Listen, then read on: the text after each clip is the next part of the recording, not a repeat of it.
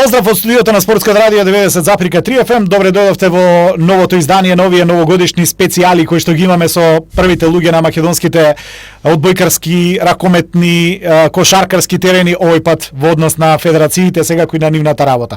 Петар Јовановски заедно со мене, првиот човек на македонската одбојка, на одбојкарската федерација на Македонија, човек со кого наистина ми е драго вака кога зборуваме во последно време, затоа што има за што да се зборува кога одбојката во прашање, особено во оној репрезентативниот дел.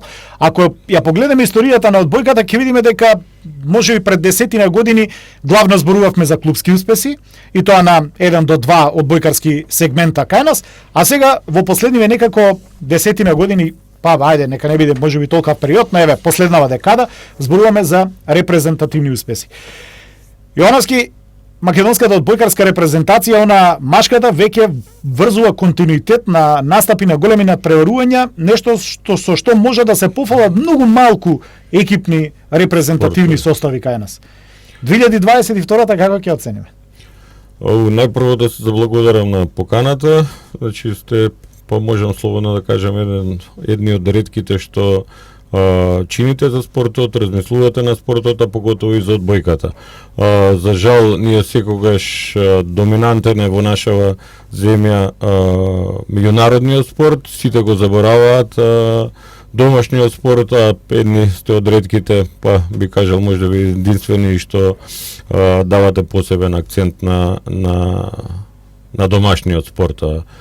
Одбојката, кој што кажавте, меѓутоа времето изминува, а мислиме дека не минува. Рековте пред 10 години дека имавме резултати во клубските настапи, одбојкарски настапи.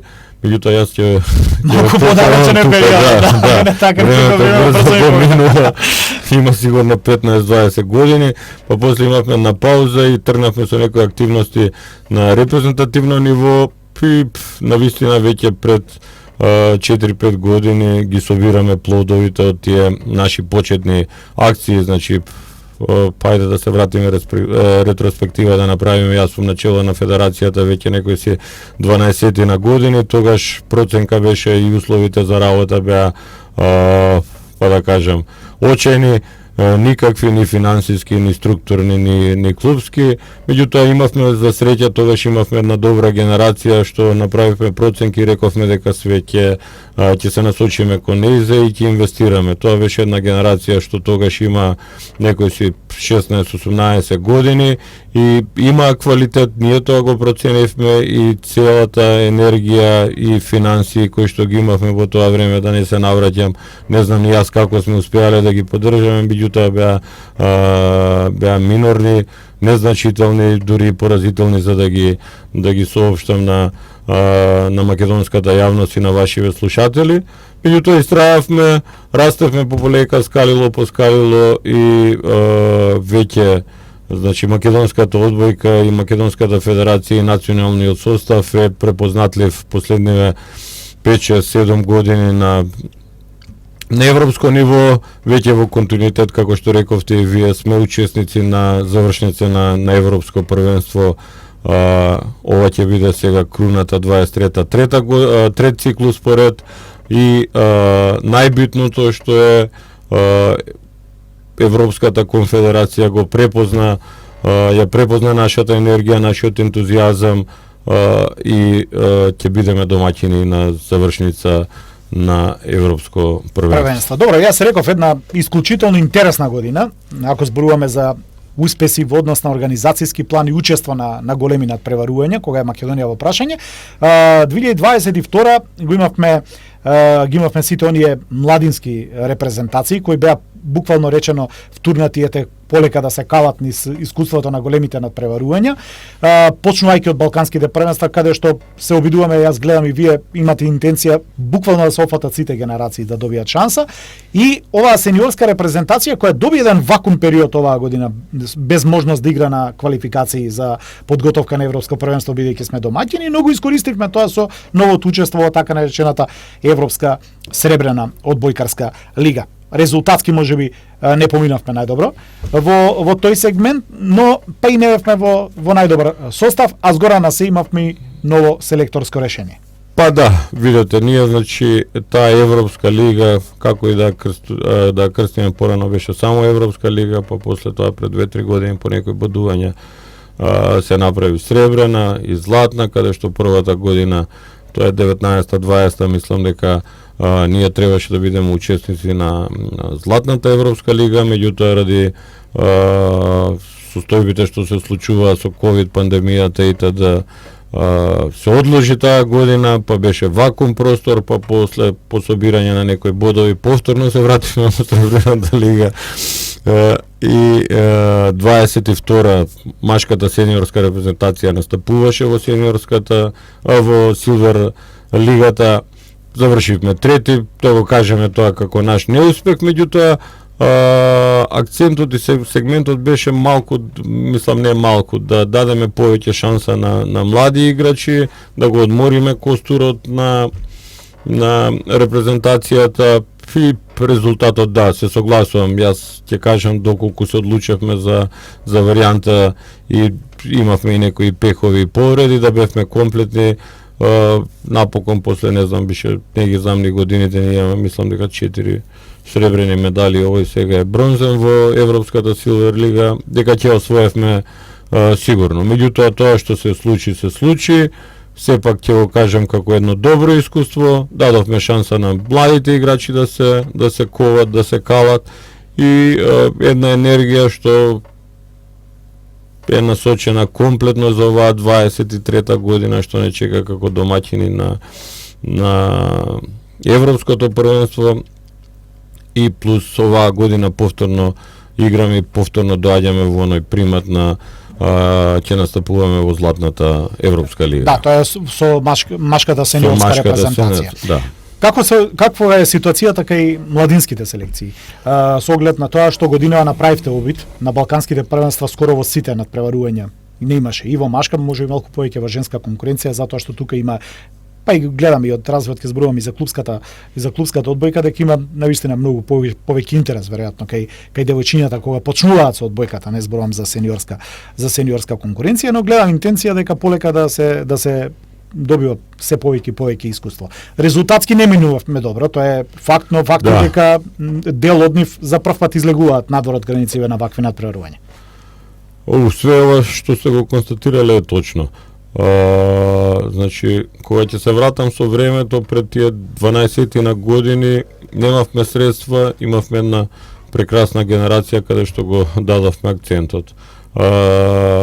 После 12 години до пред 7-8 години, значи, го постигнавме резултатот, ја издигнавме одбојката на многу на повисоко ниво, не препозна и спонзорите, не препознава и па да кажам и собствената држава, така да сега од финансиски аспект одбојкарската федерација е на сосема солидно ниво и имаме можност да поддржиме и она што се вика развој, иако квалитетот се уште ни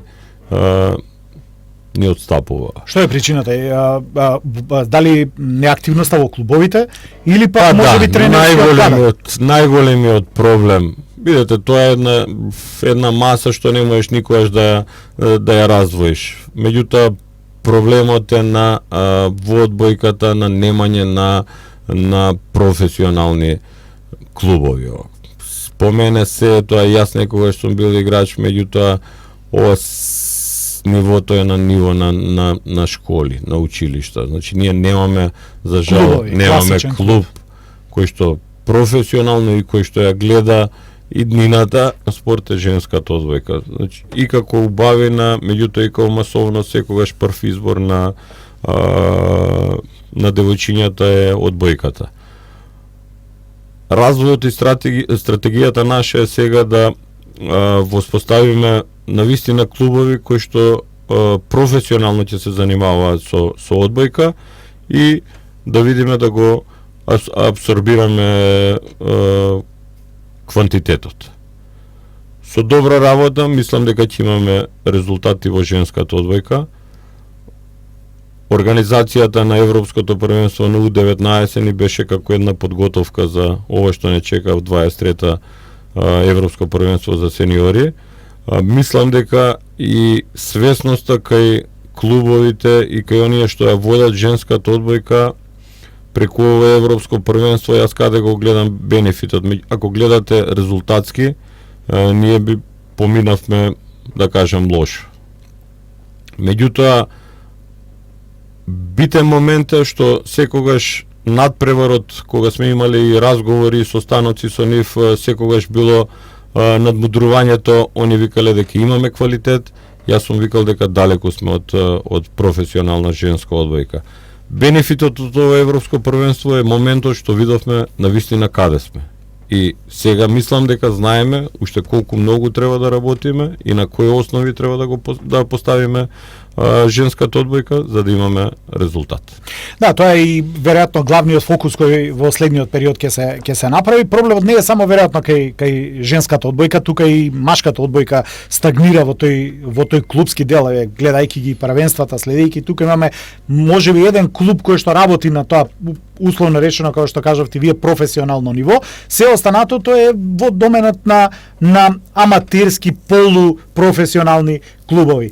Струмица, која годинава успеа да се пробие, да речам, и на таа да се проба, најдобро, не пробие, него да се проба на таа европска сцена, и тоа во најсилното надпреварување Лигата на шампионите, и евентуално тука се уште 1 до 2 клуба кои што се обидуваат да задржат некаков континуитет. Ги немаме од минатото 3 до 4 клуба, ние постојано имавме во домашното машко првенство квалитативно кои што се бореа за титулата. Можеби еден беше надвор од конкуренција, но имавме уште 2-3 клуба кои беа многу блиску еден до друг. Што оваа година па и минатата не е случај. Што се случува со клубовите конкретно? Еве, кај дамите рековме, тоа главно завршува во период на тие школи. Кај мажите, има ли клубови кои што имаат интенција да бидат европски клубови, не да се задржаме само овде кај нас? Што кажавте и вие, да кажеме дека ние имаме само еден клуб во македонското првенство кој дали работи во моментот како вистински професионален клуб е знак на прашање, да, меѓутоа интенцијата негова и да биде така. Е поставен сега и мислам дека структурите кои што сега го предводат клубот се на вистински пат да стигнат до вистински резултати, да постигнат квалитет. Што бенефитот ќе го имаме и ние како федерација и нормално македонската одбојка. Они на вистина оваа година се пријавија во Лигата на шампиони и беа на, па јас да кажем, има готов меч да го направат оној секогаш во спортот, оној исконски, кога го гледаше мислиш дека е многу мал чекор, меѓутоа е огромен чекор. Да го поминеа тоа, навистина ќе бенефитот ќе го има прво они, а потоа и ние сите како федерација и како држава и како македонска одбојка. Меѓутоа за жал не се случи тоа, меѓутоа секој почеток е тежок. Ќе беше супер да беше на првиот почеток да го направевме ние тој исчекор. Меѓутоа ја бидејќи сум бил долго време во одбојката и како играч, кога ќе погледнам кај нив како структура и како клуб, да ги трнеме странците што беа таму, за жал ние повторно се сочуваме со истиот проблем. Немаме помладок. Немаме деца каде што ќе градиме перспектива понатаму. Значи, единствено они работат, да, се појавува сега Велес нешто повторно, меѓутоа оние главните центри што биле Скопје, што бил центар каде што стално биле конкуренција огромна, работнички, Вардар, еден ривалитет, надигрување, надмудрување што создава секогаш резултат. Го немаме тоа, го немаме како што спомнавте вие. Тетово бил центар и тие биле центрите 4: Струмица, Велес, Скопје да некогаш и Пробиштип. И Тетово. Имаше некаква генерација која најчесто завршуваше во Струмица. Пробиштип, да, во македонски, во новото постоење на нашата држава, меѓутоа овие 4 центри што ги споменав сега, навистина биле во југословенски рамки, што квалитетот бил на многу високо ниво. Јовановски, тука правиме една куца пауза за нашите слушатели, малку музика, а за оние што не гледаат на видео, веднаш продолжуваме со вториот дел од разговорот и ќе кажем, вториот дел е она главна тема сега кој Европско првенство, перспективите 2023 година, па да кажеме и какви желби ќе имаме во новата година. Останете со денешното издание на ова наша новогодишна програма, овие новогодишни емисии кои што ги реализираме, честа моја е денеска да го имам овде во моето студио Петар Јовановски, првиот човек на Одбојкарската федерација на Македонија. Во првиот дел начнавме и убави теми и горки теми кои што одбојката ја тиштат веќе извесен период, тоа не е од вчера и нешто што никако не успеаме да го премостиме, би рекол, во овие кризни времиња. За нас веќе траа многу долго кога е одбојката во прашање.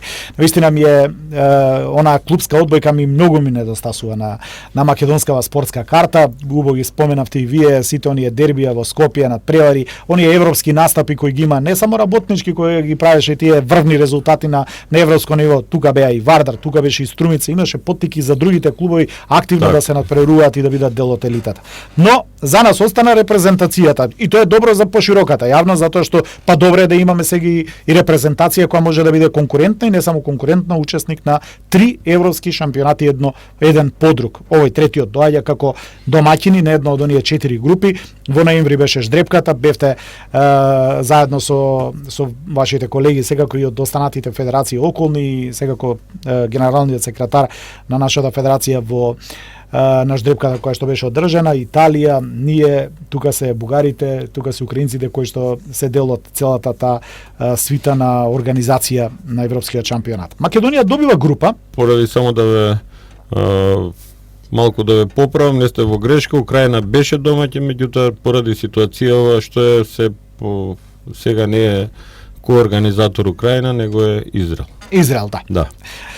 Мене ме интересираше фактот каков е планот и програмата за Македонија. Македонија ќе биде за прв пат домаќин на едно машко сениорско првенство од топ 4 спорта екипни кои ги нарекуваме и ќе биде домаќин овде во Скопје. Дамите ракометни беа, да не ги забравиме, но ова е за мажи, за сениори во Скопје. Каков е планот? Верувам дека веќе е започната организацијата, август далеку е, ама и близко е, кога е ваков настан, тука треба дека е утре веќе. Да, треба да се сместат репрезентации, треба да се обезбеди сала, да се среди таа сала, да се направи добра подготовка, бидејќи станува збор за највисоко континентално надпреварување.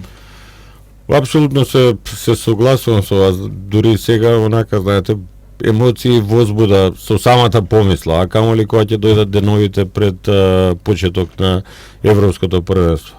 Не знам, јас како начело на Одбојкарската федерација, јас и на самата ждрепка кажав дека ние извојувавме првата победа со самото добивање на европското првенство. А после тоа, остануваат повторно битките над преварите на терен, каде што ќе се бориме. Мислам, буквално предизвикање да го исчекориме овој прв круг. Првиот настап на европското првенство во Словенија кога бевме на чекор, некоја несреќна утакмица последна што не одлучувавме ние, не знам дали се сеќавате, резултатот беше што не сакам ни да ги именувам, меѓутоа двете репрезентации што го играа последниот надпревар со еден резултат од 3-2 заминуваат двете на завршница. Сега не сакам да обвинам, меѓутоа резултатот испадна како што испадна 3-2 и така Македонија не влезе меѓу 16 најдобри во фаза на разигрување. Да кажеме, во Финска на следното европско првенство, па по мене имавме еден разочарувачки настап. Зашто и како? Имаше многу анализи, меѓутоа според мене битно е да извлечеме поуката од тоа европско првенство и сега на ова да се представиме во најдобро светло и да го изминеме да го надминеме тој прв круг и да завршиме. Околу подготовките, да, сме веќе ние во функции во подготовки уште пред година дена. тековно се работи, имаме формирано тимови кои што секој е задолжен за се, иако сме ние многу мала федерација, ние ако имаат сите по, не знам, 5-6 вработени, ние имаме само 20 вработени, едниот вработен се занимава со домашните првенства и тука е генералниот секретар кој ги врши сите останати работи. Европското ќе се одвива во салата Борис Трајковски или не знам, сега може би има некоја ново име, Борис Трајковски, не знам, да не има некој спонзор па да се навреди. Домаќин ќе не пречека во Александар Палас, сите репрезентации ќе бидат тука сместени, бенефитот е да што ги губиме оние логистика, транспорт и т.д. Тоа ни олеснува многу работата. Ни беше искуство, ни беше европското кај девојчиња под 19 години, сите беа презадоволни, се покажавме како одлични домаќини.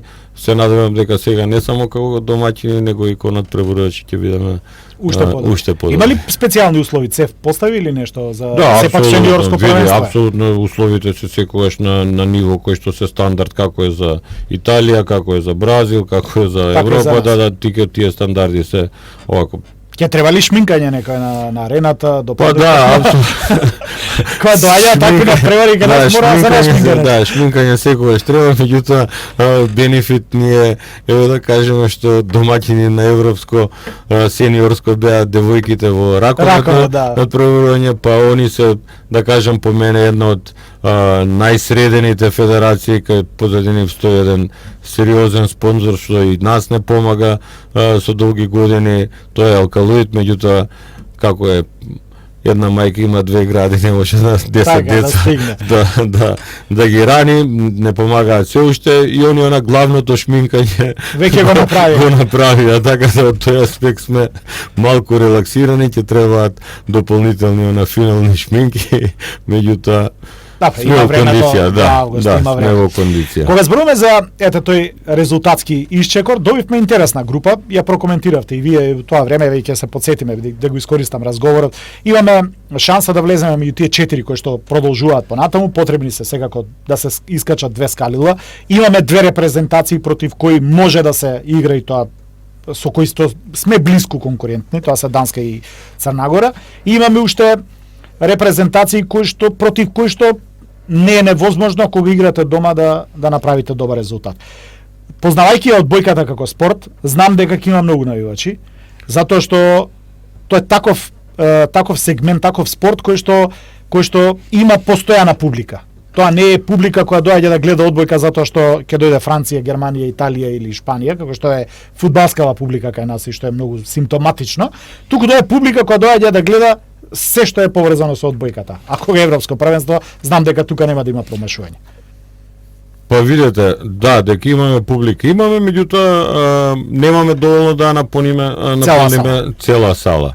Меѓутоа ова е навистина еден европски напад, европско првенство, така да се надеваме дека ќе дојдат и оние што се останатите да ја исполниме целата сала, наши навивачи.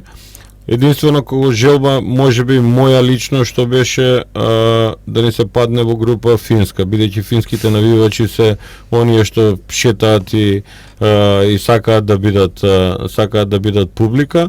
И они секогаш на сите одбојкарски напревари имаат некоја група од 2-3 илјади, што воопшто не е малку, и што доаѓаат и ги пратат своите спортисти.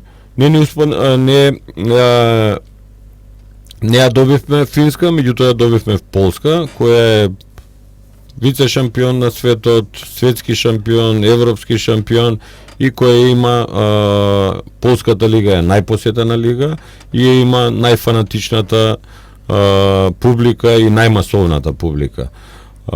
Можеби ние за нив не сме толку интересни, меѓутоа како настап и работиме сега да ја добиеме полската публика, да дојде во Македонија, да дојде во Скопје, да се представиме како една топла земја, како добри домаќини и мислам дека ќе имаат незаборавна недела и 10 дена во Македонија. Ако го успееме тоа со нашата публика плюс во група ги имаме Црна Гора, тие се соседни земји, дека буквално на секој надпревар, Ќе имаме полна сала, или добар ден пополна. Да, поготово на нашите надпревари салата ќе биде полна.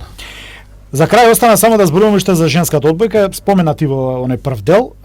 Женската сениорска репрезентација добива историска шанса еве годинава, односно 2023 да се појави во така наречената Европска лига.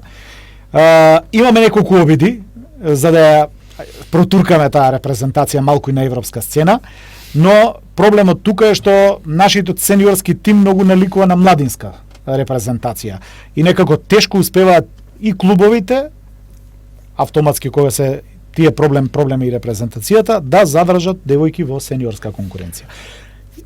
Ајде, вие подобре ја знаете, ние ретко успеваме да ја видиме, ќе личи ли нешто таа репрезентација на сениорски план, затоа што познавајќи ги квалитетот на репрезентацијата. Видете, јас се надевам дека ќе изгледаат прекрасно. Прво ќе изгледаат прекрасно зашто се девојчиња, да, зашто се дамија. Рековте историска можност добиваат. Еве јас јавно пред целата македонска јавност ќе се извинам зашто не сум бил во можност до сега овие години претходно они да настапуваат, бидејќи нивно е да тренираат, да работат, колку и да се квалитетни, меѓутоа да им овозможиш можност и да им дадеш можност да настапуваат да се представат, да се представат на балкански, европски и на балкански они се представувале, меѓутоа ова за прв пат зачекоруваат на европска сцена. Да, повторно претходно стојам на таа теза дека се уште немаме квалитет, меѓутоа дека им требаат настапи на европска сцена, меѓутоа тогаш не сме имале можност. Можноста која е желба да, меѓутоа финансии не. Сега покрај резултатите што ги направи сениорскиот македонски тим, одбојкарски тим, сега и финансиите се и ние веднаш чим ги имаме финансите ја даваме можноста и на девојките да се надпреваруваат. Јас сум убеден дека нема да бидат да се покажат лошо.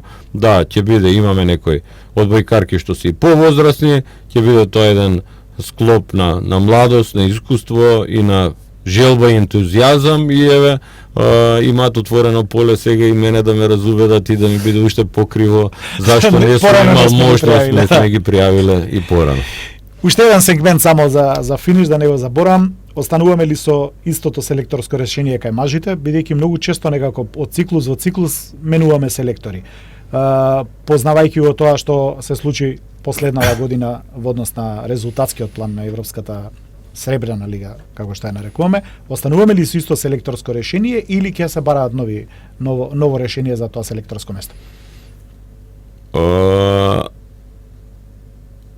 Значи, целта идејата е за сега, за ова европско првенство и целата визија и моја и наша и како тим на управниот одбор, види тоа кога ќе кажеме, знаеш, сите сакаат многу управни одбори, председатели, подпредседатели, а ние сме една многу мала група на луѓе, ентузијасти, влюбеници во одбојката. Сега сакам и нив да ги спомнам, тука е Ивица Хаџилјовски, Чајка, Љупчо Крстевски, Зоран Карановиќ и имаме сега управен одбор некој поширок, меѓутоа ние сме биле стожерот и столбот што сме издржале сите овие 12 години. Значи сега уште повеќе ќе се сплотиме и сакаме да го најдеме и да го собереме најдоброто што можеме да го дадеме, не само како услови, него и како стручен тим. Така да селекторот кој што работеше е начело на одбојкарскиот сениорски тим, меѓутоа сакаме тимот да го надополниме, па да видиме кои ќе бидат тие комбинации, дали ќе имаме освежување некоја на главата, дали ќе имаме во кондиционен план, во стручниот штаб. Во стручниот штаб, да. Сега видете толку иде напред спортот да има потреба не само од кондиционен, него и од аналитичари, статистичари, значи се трудиме да го направиме најдоброто што може. Така да може би ќе има некои изненадување. Добре, има време до Европската лига најпред. Варовски, крај на година, почеток на нова, новогодишни божикни празници. Останува само да си замислиме и да си посакаме некаква желба за новата година. Која е желбата на првиот човек на македонската одбојка за 2023-та? Па желбата која ми е? Да не бидам патетичен, меѓутоа стварно у некое тешко време живееме, а поготово во нашава држава. Мојата желба е да се вратиме сите кон спортот што може повеќе, да гледам повеќе насмевки на лицата на македонските граѓани и еве нека биде со одбојка да ги развеселиме и да вратиме таа насмевка. И да напишеме историја. Да, и да напишеме историја. Ти благодарам што одвои време и простор да ми бидеш гостин, да бидеш заедно со мене во студиото на Спортското радио. Искрено ви посакувам многу успех, имате убава година. 2023 ќе остане запишана како одбојкарска година овде за нас. И навистина посакувам полни сали, добро европско првенство, историски резултат на нашата сениорска репрезентација машка, дамите да им посакаме во најдобро светло да се представат и да не убедат дека навистина заслужуваат место на таа европска одбојкарска карта. Уште еднаш ти благодарам што одвои време, простор да бидеш заедно со нас денеска. Ви благодарам на вас што вие одвоивте простор, благодарам и продолжете, зашто јас бев играч пред 30 години во еден друг систем, во друга држава. Може би ќе кажат некои дека сме носталгични по нешто, меѓутоа не. Ние тогаш имавме пишани 2-3 спортски весници, имавме многу спортски радија, а сега само ентузијасти и љубовни, мислам луѓето што навистина го сакаат спортот, а вие сте едни, можеби единствени во државава. Не се откажувајте, продолжете и ние ќе продолжиме и да се радуваме и да го радуваме македонскиот народ. Ти благодарам. Фала ти.